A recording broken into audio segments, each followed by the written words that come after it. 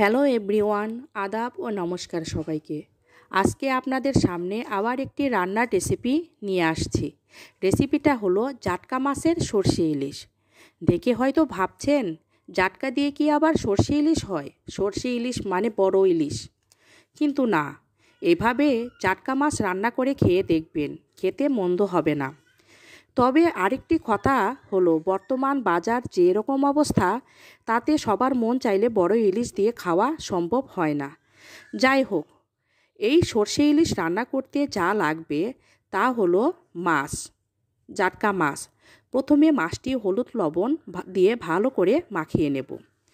তারপর কড়াইয়ে সর্ষের তেল গরম হলে একটা একটা করে মাছগুলো হালকা করে ভেজে নেব। মাছগুলো ভাজার পর যে তেল অবশিষ্ট থাকবে, সেই তেলের মধ্যে গোটা সরিষা ও কিছু কাঁচামরিচ ফোড়ন দিয়ে নেব। তাতে জিরা বাটা, লবণ, হলুদের গুঁড়ো, পরিমাণ মতো মরিচের গুঁড়ো দিয়ে অল্প একটু জল দিয়ে মশলাটি ভালো করে কষিয়ে নেব। মশলাটি কষানো হলেই বুঝতে পারবেন, যখন মশলাটি কষিয়ে যাবে তখন তাতে মাছ দিয়ে ভালো করে দমে দমে রান্না করে নেবেন।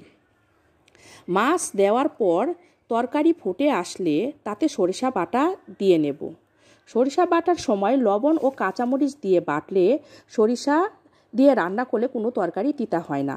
আমি এইভাবে সরিষা বেটে নিয়েছিলাম।